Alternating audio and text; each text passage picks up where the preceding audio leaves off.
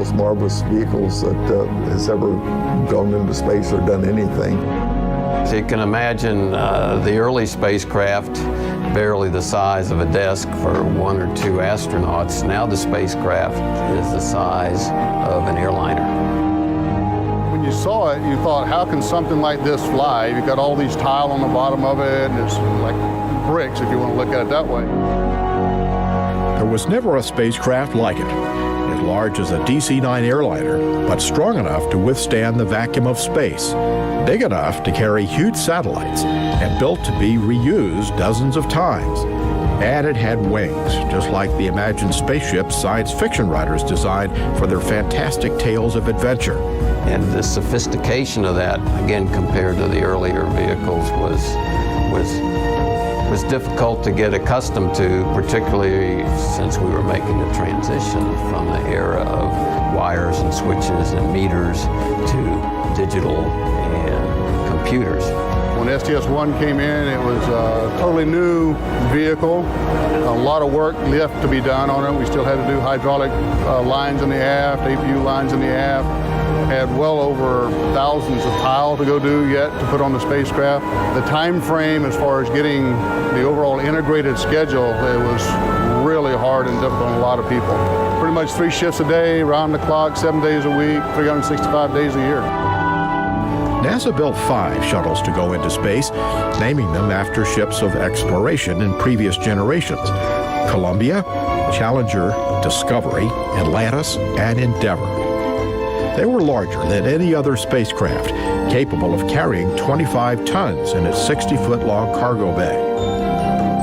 Another difference with previous spacecraft, shuttles could bring large payloads back, giving scientists a chance to see their experiments' results firsthand. The shuttles also carried more people on a single flight than ever before. The shuttle flew crews of 8. The previous record was 3. Shuttle astronauts also looked different than the flyers of previous programs. Women and minorities would be seen working in space throughout the shuttle program. Astronauts ranging in age to John Glenn's 77 made their way into space on shuttles. Scientists have used the space shuttle as a platform to study our own planet, life and material science, our solar system, and the universe itself. Perhaps its most famous accomplishment is NASA's Hubble Space Telescope, which has dazzled us for more than 20 years with discoveries wrapped up in unimaginable beauty. 5 teams of astronauts worked on the observatory as it orbited Earth, giving life and capabilities far beyond what it launched with. Servicing the Hubble Space Telescope, I think, is one of the Space Shuttle's finest accomplishments. We've had several servicing missions. They saved the Hubble Space Telescope on the very first mission, if you will, and it's just that we've extended the life of the Hubble Space Telescope for so many years, and the things we've learned from the Hubble and the other telescopes up there are just astounding nowadays. T-minus 10 seconds, go for main engine start. 7, 6, 5, 3 engines up and burning. 3, 2. This is Shuttle Launch Control, T-minus 3 hours and holding. Here's our commander, Chris Ferguson. He's in the suit-up room. He's having a fit check of his helmet. He's our commander on this flight, and going over to pilot Doug Hurley.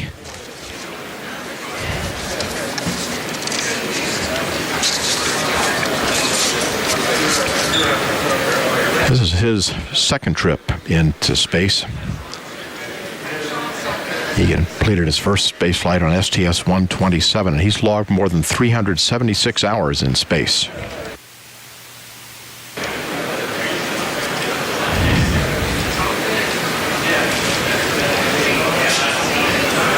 And here is Mission Specialist number 1, Sandy Magnus. This is her third space flight. She spent more than 4 months in space aboard the International Space Station.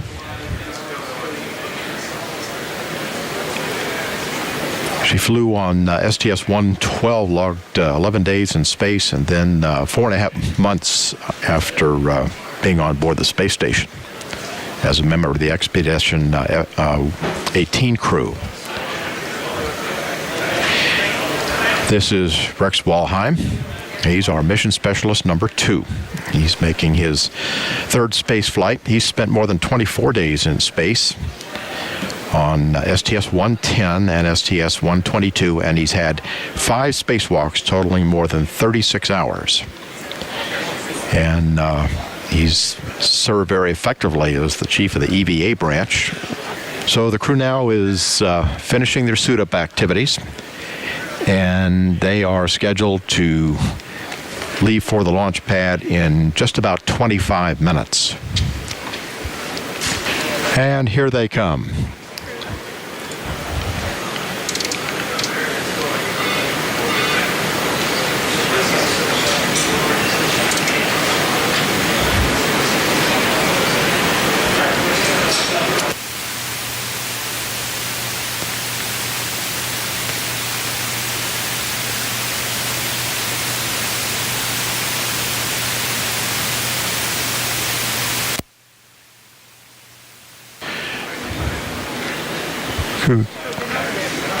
Crew going down the elevator where they'll be greeted by employees from Kennedy Space Center and members of the news media.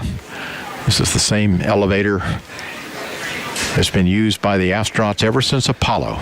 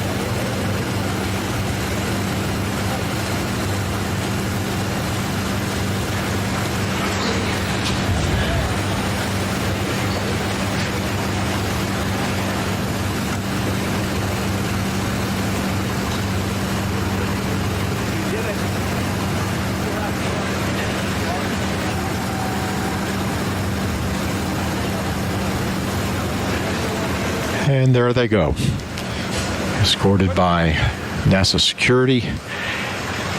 Also be a helicopter flying overhead.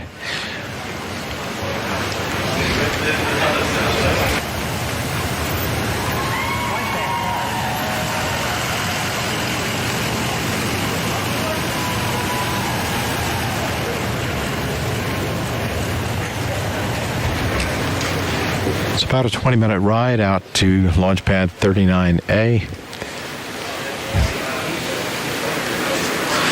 This is Shuttle Launch Control, T-minus 2 hours, 31 minutes, 5 seconds, and counting. The flight crew is now in the white room of the orbiter access arm. Members of the closeout crew are in the white coveralls, and the astronauts, of course, are in the orange pressure suits. The closeout crew will be assisting the astronauts with their helmets and other equipment as they enter the orbiter. This is an incredibly experienced and dedicated team that gets the people on the orbiter, and Travis is in charge of the whole thing. And not only is he in charge of this one, but he's in charge of the whole closeout crew. We can see here Chris Ferguson getting put into his seat, and the folks that are helping him get in his seat there are the number 2. If you can see the number 2 on him is Randy Brezhnik. He's actually a Marine Corps colonel. He's one of our astronauts. You can see him in the one screen. And Randy is actually getting on there to help out with the communications sections and all those kind of things. But the guy running the operation is Drew Billingsley, who's number 3. And you can see him kind of climbing all over there.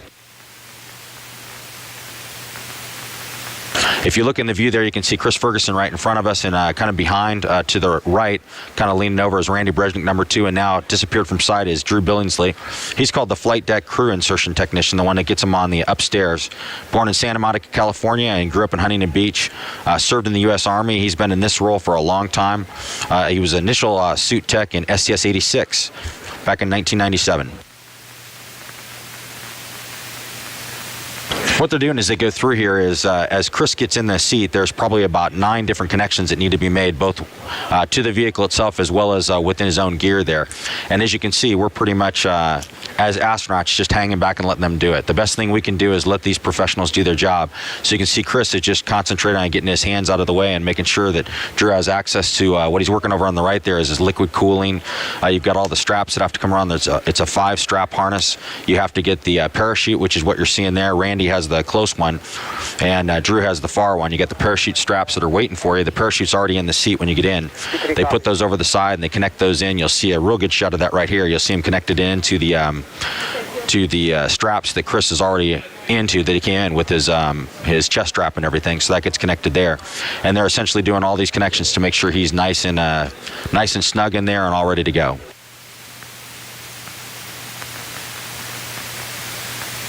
So you talk about the 2 guys in there. Drew is this would be his 11th mission. I'm trying to remember Randy, and this is Randy's first one as the number 2. So this is the first time he's actually inside the vehicle doing this setup here. So I'm sure he's having a lot of fun. And this looks like Doug Hurley. Yes, it'd be Doug Hurley going in, Marine Colonel. He is flying as a pilot on this flight. This is his 2nd flight. Flew a few years ago on 127. And he's being helped there. You can see the guys out in the white room. They get everybody ready to go.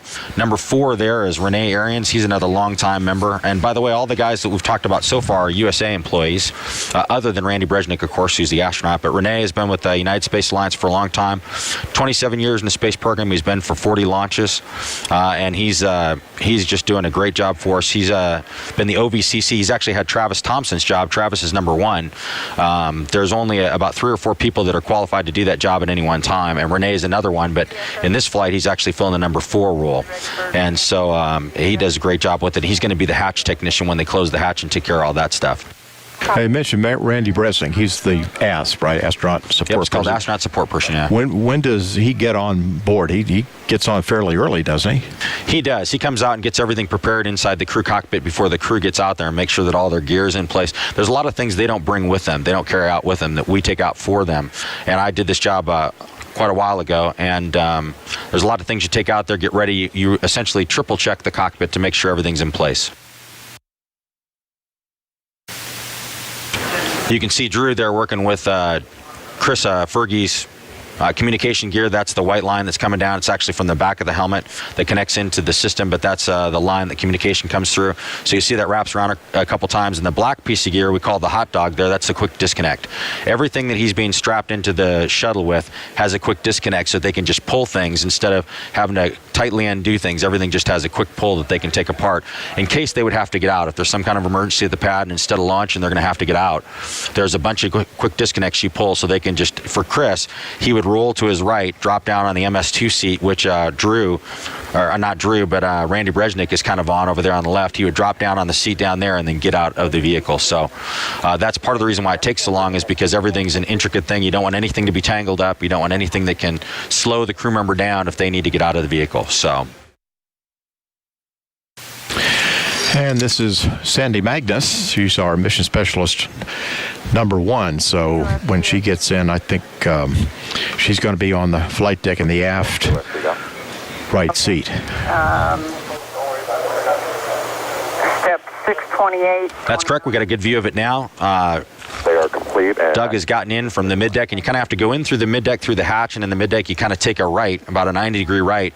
You have to go through the ladder access, which normally when you're vertical you'd be climbing the ladder. In this case you're going right, and then you actually crawl on the aft panels, and you can see that Randy's actually standing on the aft panels there as he gets folks ready to get in the vehicle. So we've got things down there that protect the aft panels, certain place where you can stand. Like you notice, for instance, Randy's not standing on the switches. We can't stand there, but it's kind of intricate. You have to weave your way around, and so you come in the hatch, you turn to your right for about 90 degrees, go about 5 feet, you drop down to the aft panels, aft lower panels of the flight deck, and then you climb up on the Mission Specialist 2 seat, and then you have to get yourself up in the pilot or commander seat. So these are the hardest 2 seats to get into, and it's kind of a monkey bar thing. There's a grip up there that they grab with their hands, and then they put their feet up there, and oftentimes you'll see the technicians, either Drew or Randy, helping them get their feet up there and get all situated. And then the critical thing is getting yourself on the parachute correctly. You want to get yourself all the way down in the seat, as far as to the seat pan as you can, because the shoulder straps of the parachute can be quite painful if you don't get those a little bit loose. So you want to make sure you're as far down in the seat pan as possible. So you'll see a lot of adjustments here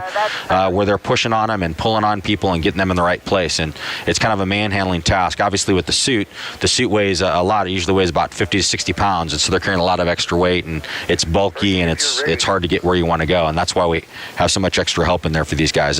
This job is almost impossible to do yourself on the ground. On orbit, it's pretty easy.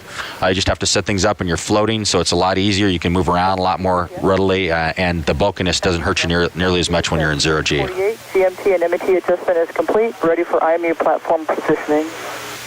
Copy that. Next milestone is a check of the orbiter's flight controls.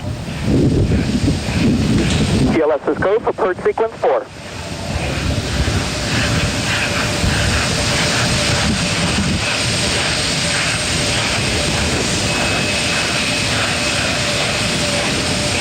And there will be a steering check of Atlantis' 3 main engines.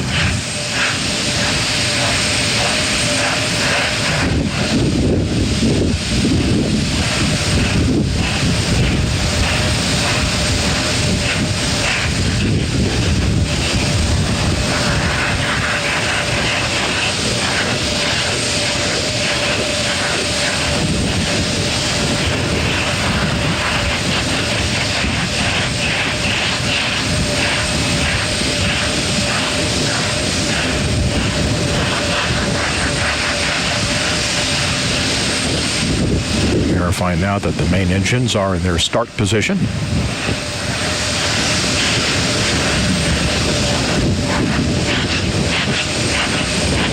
TLS is go for ET LO2 pressurization. Starting now the retraction of the gaseous oxygen vent arm, vent hood.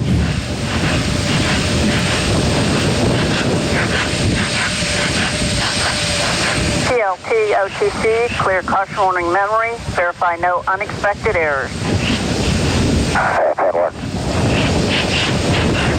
Fuel cells going to internal. External tank camera being activated at this time.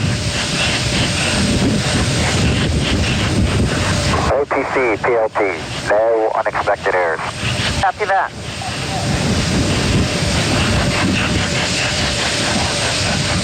Flight crew OTC, close and lock your visors and initiate O2 flow. That's in work. T-minus 2 minutes. TLS is go for ET LH2 pressurization. Solid rocket booster camera is being activated.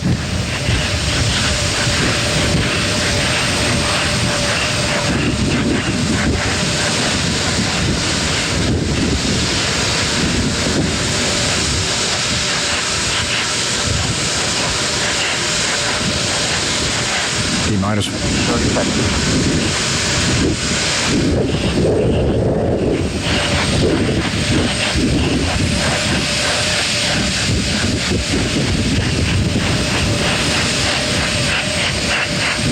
sound suppression water system is being armed.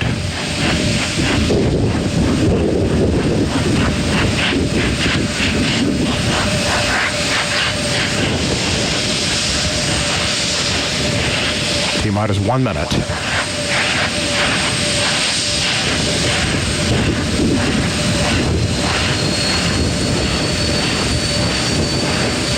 But oxygen and liquid hydrogen fill and drain valves are closed.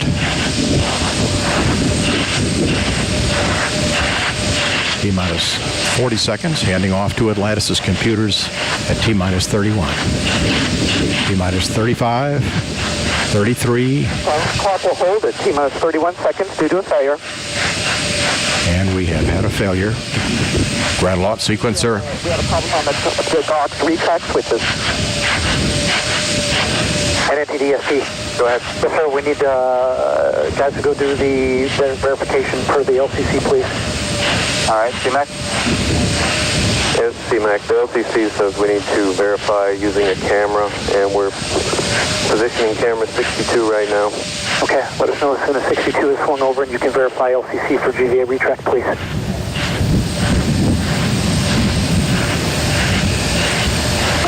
And all personnel, we're holding here at 31 seconds while we get a verification that the GVA has fully retracted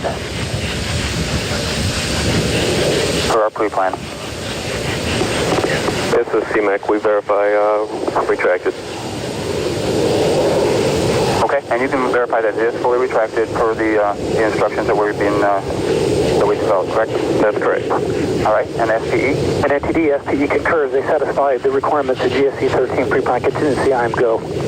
Okay, I copy. And launch director? Yes, sir. I heard all that and concur. Press on. All right, very good. NTD, SPE? Yes, sir. Yes, sir. I need concurrence to GLS and mass to clear the hold, please. Very good. And GLS, do you have concurrence? Go. Copy that. It's in work. Thank you. Let us know when that's complete.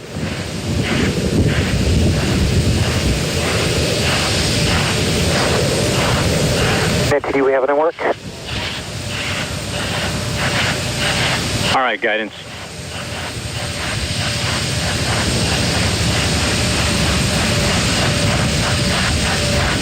And just a reminder for folks, our watch going back hold time is 3 minutes and 16 seconds.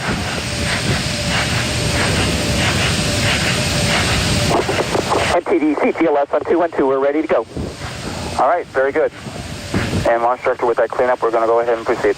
Yes, sir, please do. All right, and all personnel, we are going to pick up the clock here momentarily. And GLS, you can resume the clock on your mark. Copy that.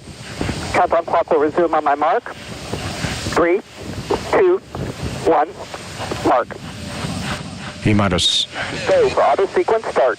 Handoff to Atlantis' computers has occurred. Solid rocket booster nozzle steering check and work. 20. Firing chain is armed. 15. Go for main engine start. T-minus 10, 9, 8, 7, 6, 5. All three engines up and burning. 2, 1, 0, and liftoff. The final liftoff of Atlantis on the shoulders of the space shuttle. America will continue the dream. Program, Houston. Roger, roll, Atlantis. Houston now controlling the flight of Atlantis. The space shuttle spreads its wings one final time for the start of a sentimental journey into history. 24 seconds into the flight, roll program complete. Atlantis now heads down, wings level on the proper alignment for its 8.5-minute ride to orbit. 4.5 million pounds of hardware and humans taking aim on the International Space Station. 40 seconds into the flight, the 3 liquid fuel main engines throttling back to 72% of rated performance in the bucket, reducing stress on the shuttle as it goes transonic for the final time. Engines now revving up, standing by for the throttle up call.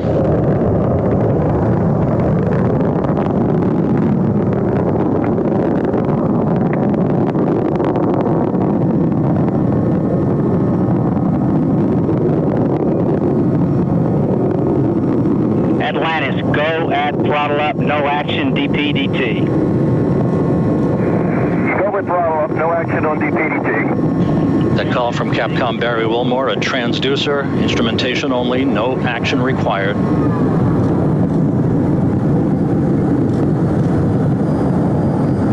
Atlantis now 15 miles in altitude, already 16 miles downrange from the Kennedy Space Center, 1 minute 40 seconds into the flight.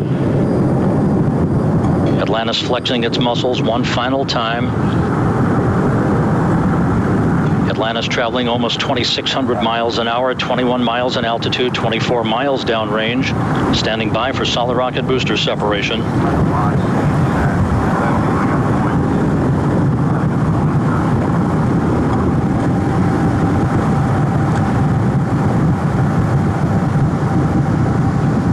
Booster officer confirms staging a good solid rocket booster separation.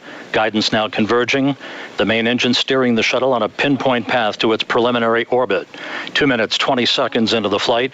Atlantis already traveling 3,200 miles an hour, 35 miles in altitude, 50 miles downrange. The propulsion officer reports the orbital maneuvering system engines have ignited. Atlantis kicking on its afterburners for 1 minute, 23 seconds for the final phase of powered flight. Atlantis, 2-engine TOW. 2-engine TOW.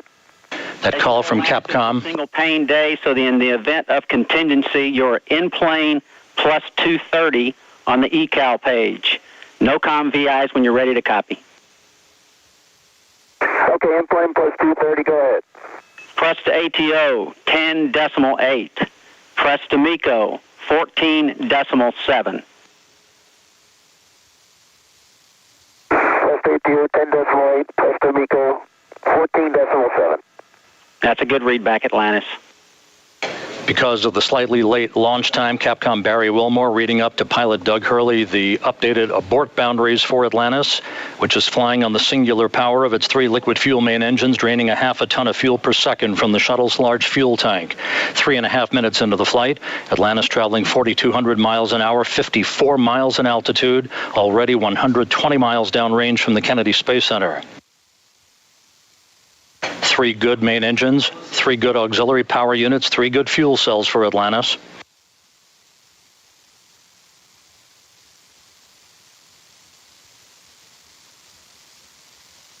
Atlantis, negative return. Negative return. That call from Capcom Barry Wilmore indicating that we're too high in altitude, too far downrange to return to the launch site in the event of an engine failure. However, Atlantis' 3 engines performing perfectly. 4 minutes, 20 seconds into the flight.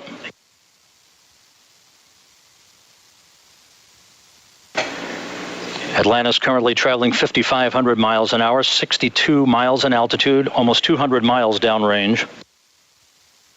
4 minutes of powered flight remaining. Atlantis speeding straight as an arrow toward its date with the International Space Station Sunday morning.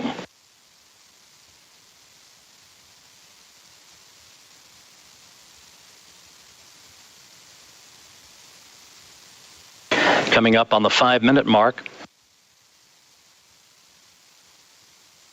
Atlantis now traveling 6,500 miles an hour, 66 miles in altitude, 250 miles downrange. Atlantis, press to ATO. Press to ATO.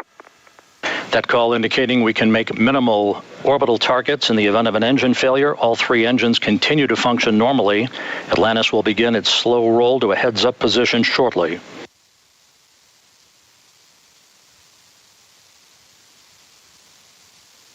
5.5 minutes into the flight, Atlantis traveling 7,700 miles an hour, 315 miles downrange. Atlantis, single engine, ops 3. Single engine, ops 3.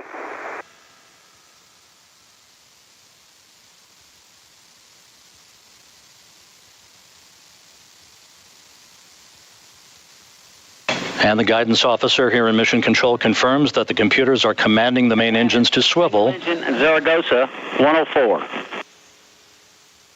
Single engine Zaragoza 104. We've rolled to a heads-up position now, providing better communications to the tracking and data relay satellite system as Atlantis heads uphill. 6 minutes, 20 seconds into the flight. Atlantis, press to MECO. Press to MECO. That call indicates that we can make our normal orbital cutoff targets in the event of an engine failure. However, all 3 main engines continue to function normally. Nominal. Fergie, go the plus X, go the pitch. South down plane. Go for the +X, go for the pitch. That call indicating that we will be in good shape for the orientation of Atlantis for external tank photography following main engine cutoff. Now 7 minutes into the flight.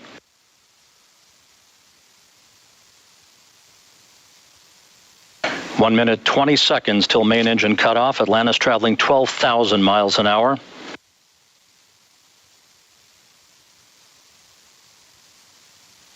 The main engines will soon be throttling down once again to limit the stress on the shuttle and its 4 crew members to that of 3 times the effective gravity. Atlantis currently traveling at a speed of more than 4 miles a second. 1 minute of powered flight remaining for Atlantis.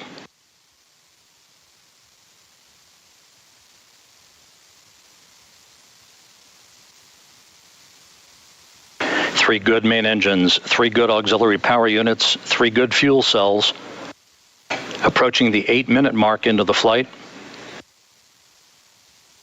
Atlantis now traveling more than 15,000 miles an hour.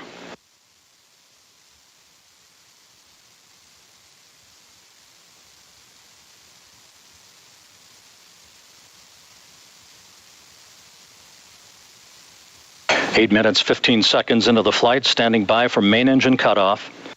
That'll be followed a few seconds later by the separation of the external fuel tank.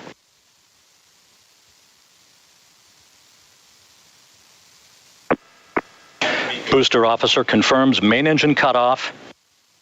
For the last time, the Space Shuttle's main engines have fallen silent as the shuttle slips into the final chapter of a storied 30-year adventure.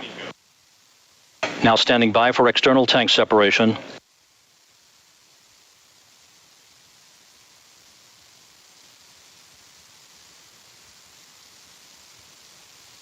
Atlantis off the tank.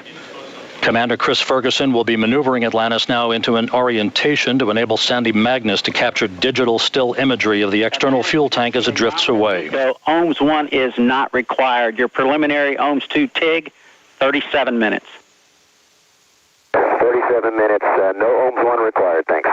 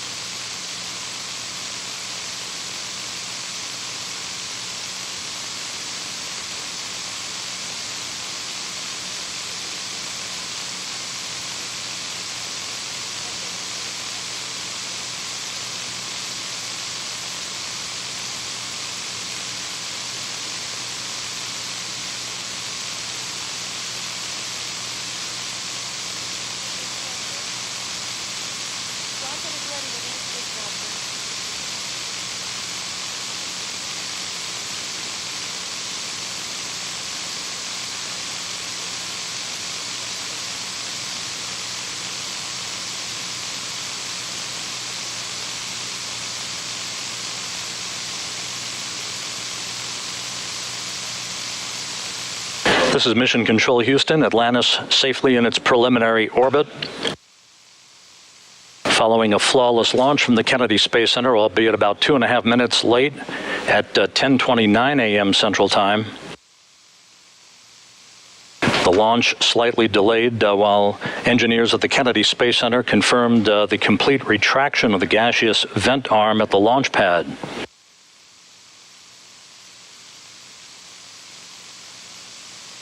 Commander Chris Ferguson is currently orienting Atlantis into the proper attitude to enable Sandy Magnus to capture digital still imagery of the external fuel tank as it drifts away for the final time. Atlantis currently in an orbit of 140 by 36 statute miles. That's the preliminary orbit that will be increased in altitude at its apogee through the firing of the orbital maneuvering system engines 26 minutes from now.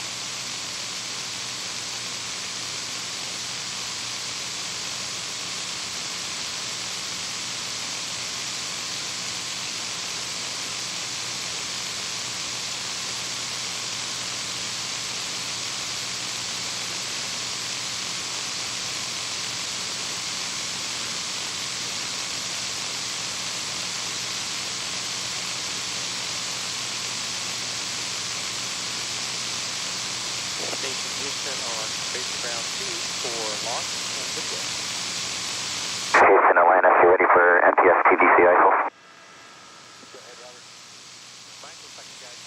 That's affirmative, Chunky. We are ready.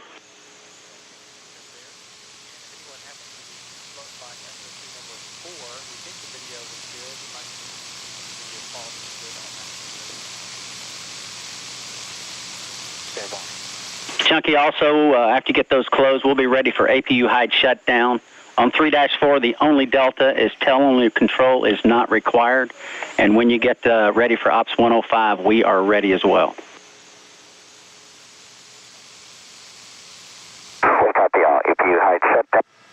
3-4, except tail-only control not required, and we're ready for 105. That's a good readback.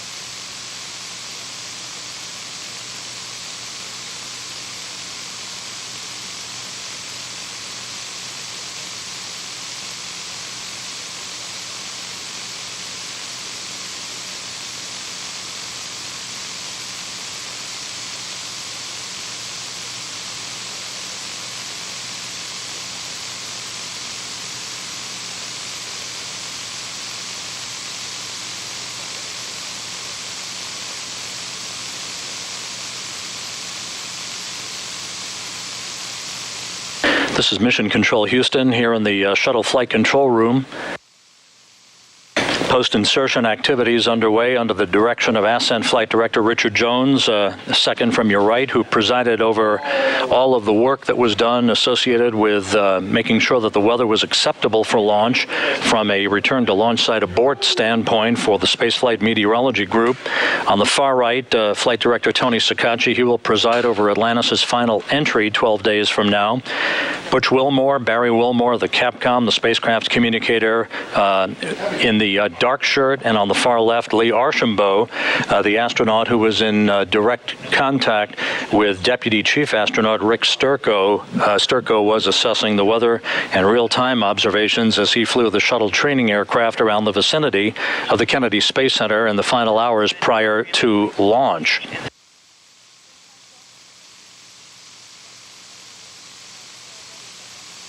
Handshakes all around here in the shuttle flight control room. As we move into the post-insertion time frame, the initial phase of getting Atlantis set up for orbital operations. The countdown clocks here in Mission Control currently ticking backward to the first firing of the orbital maneuvering system engines in what is known as the OMS 2 burn, just a bit under 22 minutes from now. That will begin to raise the orbit, the apogee of Atlantis' orbit. Essentially, the launch itself was the first rendezvous maneuver to catch up to the International Space Station for a docking on Sunday morning.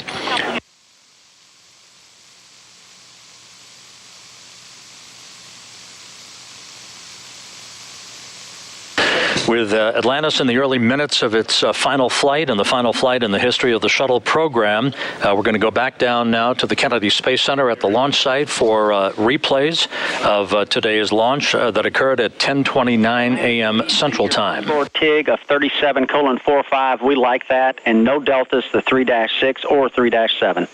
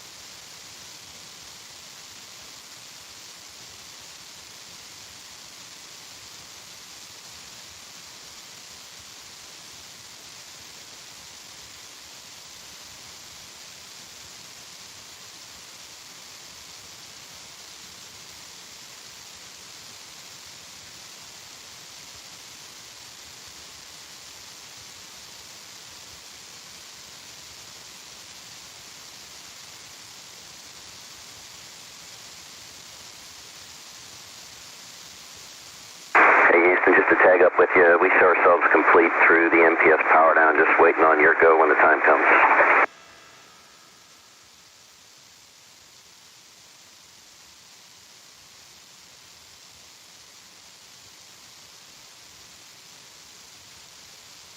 Okay, we are ready for MPS power down when on time, and if you could check the MPS pneumatic helium isolt at GPC, that should get them. Okay, pneumatic helium isolt to GPC. Thanks for the check.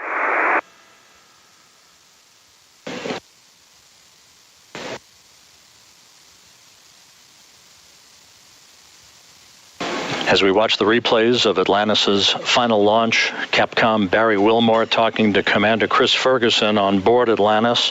The main propulsion system has been shut down. The external tank umbilical doors have closed. The auxiliary power units have been shut down. Everything going well. Less than 22 minutes following Atlantis' launch.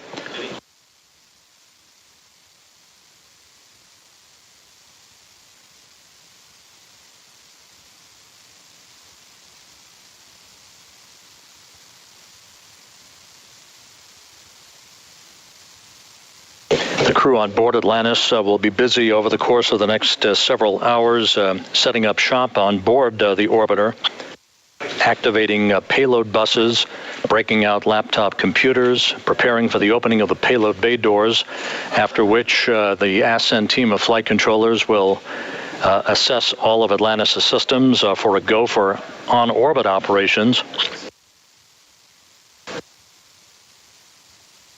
A slightly longer workday than usual for the crew of Atlantis, since there are only 4 crew members on board instead of the usual 6 or 7. Later in the day, the checkout of the shuttle's robotic arm, along with other activities preparatory to the inspection that will take place of Atlantis' thermal protection system tomorrow, standard customary operations for the second day of any shuttle flight.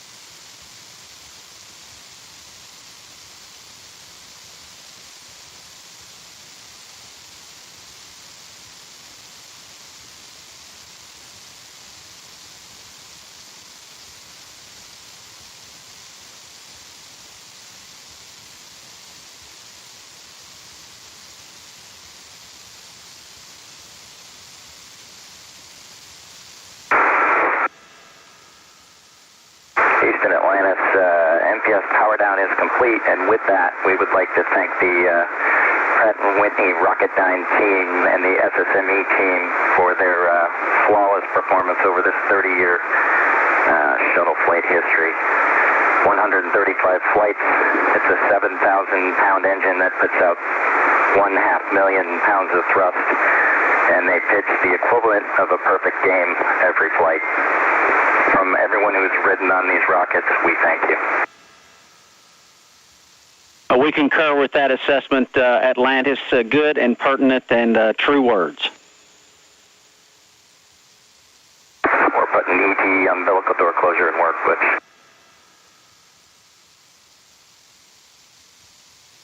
Mechanical Systems Officer here in Mission Control, watching over the closing of the external tank umbilical doors. Words of compliment from pilot Doug Hurley for all of the propulsion system engineers who presided over 135 flights of the Space Shuttle, and the performance of Space Shuttle main engines, the external fuel tank, the solid rocket boosters that propelled these vehicles, and hundreds of humans to orbit.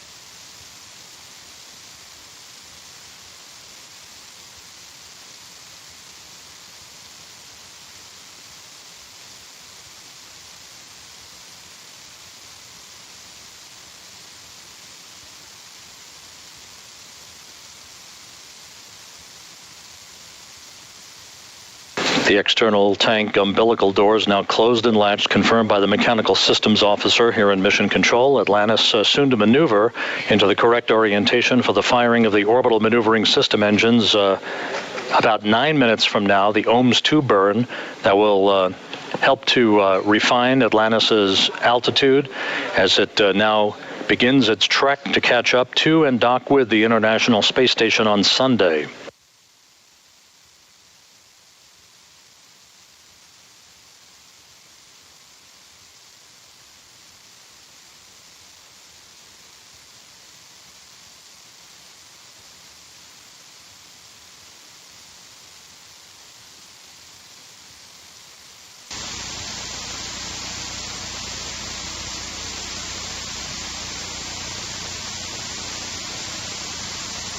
Houston, we're ready for the maneuver if you are. Affirmative, Atlantis, we are ready.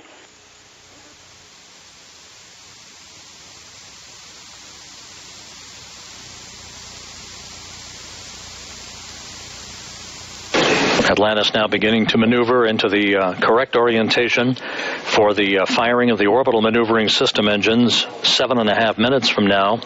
This will be a firing of both orbital maneuvering system engines at the rear of the shuttle that flank the vertical tail fin. The firing of this OMS 2 burn, as it is called, about 1 minute 4 seconds in duration.